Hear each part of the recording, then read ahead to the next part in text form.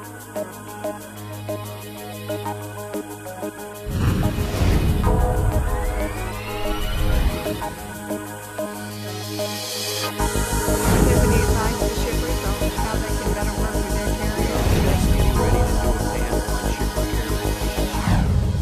following program was recorded at WERC's annual conference in Orlando, Florida.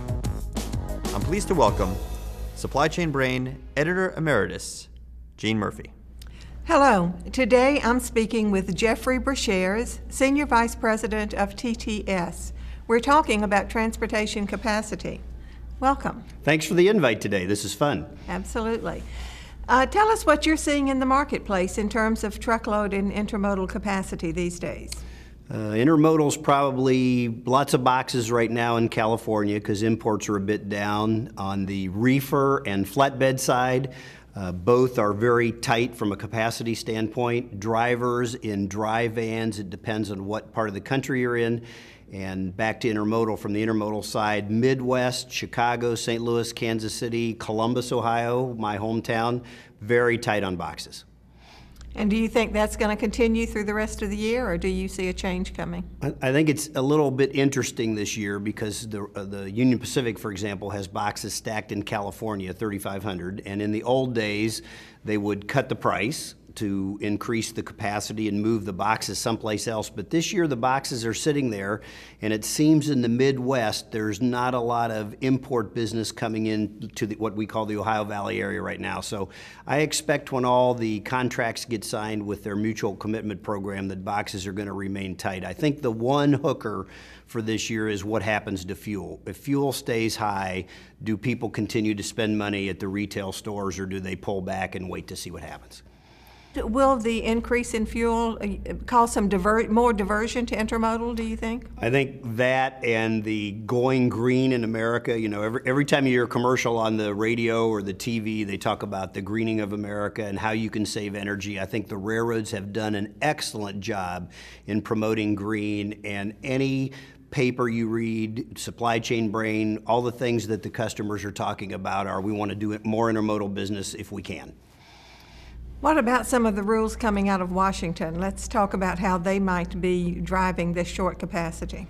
I think we just had a meeting last week with the Intermodal Association of North America, and one of the things we talked about was CSA 2010, obviously. So if I'm a driver for a trucking company and I have issues, it's going to be much more difficult now for me to leave the company I'm at and go to work for you, for example. So if you lost 50 drivers today, they're not going to show up at J.B. Hunt or Schneider or Pacer or someplace like that and be able to drive again. So I think it's going to fuel the shortage, and as I mentioned before, I think, you know, because flatbed and reefer are so specialized, it makes it even more difficult, I think, to get drivers in that area. Does this mean that rates are likely to go up? I don't think there's any doubt that the rates are going to go up, and if you're doing intermodal business and watching what's happening in the marketplace, there's a lot of push right now, particularly on signing up for fall capacity. We'll guarantee rates, but there's been, I would say, probably someplace between 5 and 10% rate increases from what it was before now and what it will be in the fall for capacity.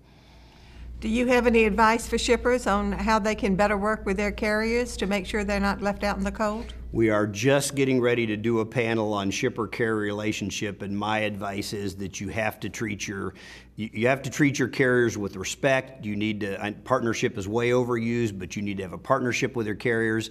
And the other piece is the driver, where the feet meets the street. You have got to take care of those folks when they're at your facility. Don't tie them up. Make sure they get loaded. Make sure they get going, because I don't think there's any question. I think in hours of service, we're going to lose an hour in hours of service this year. So it's going to redefine what a driver network looks like. Is shifting modes, is there still opportunity out there for companies, and how do you motivate them to see this opportunity? I think shifting modes, you were talking about, you know, going green on intermodal. I still think there's a lot of intermodal business. The railroads would tell you that there's still a very small percent that goes to and from the West Coast transcontinentally. I still think there's an opportunity to shift modes, but I think, you know, with the drive right now, you've got to decide now what you're going to do in the fall, because as capacity gets tight, particularly in the railroad side, the retailers are big shippers of intermodal, so the capacity will be gone unless we get there and get it done. Have you looked at all at how the expansion of the Panama Canal is going to impact intermodal, the lanes and the traffic and so forth? Interesting question. You know, there was some redefinition for the big retailers when they started to go with the smaller ships to go through. So if you were going to Savannah, you would serve Atlanta, Florida. Obviously there's new Jacksonville port with a lot going on, but you know, the preponderance of the business still comes through LA Long Beach. And even if the growth slows, there is more eastbound business for intermodal boxes than there is westbound to get it there. So even if it slows down, it's still bigger than what the rest of the marketplace looks like. Does the shortage of capacity in any way indicate an improvement in the economy, or is it more the factors that you've already discussed? I think it's a little bit of both. When the recession started, one of the folks that worked for me was in the international side of the business at my previous company at Pacer. And you know, I said to Alan, tell me what the economy looks like. And he says, Americans inherently want to spend money. And so it will be some short time or medium time that people won't go into the marketplace. But if you look, I think most of the carriers got caught short last year.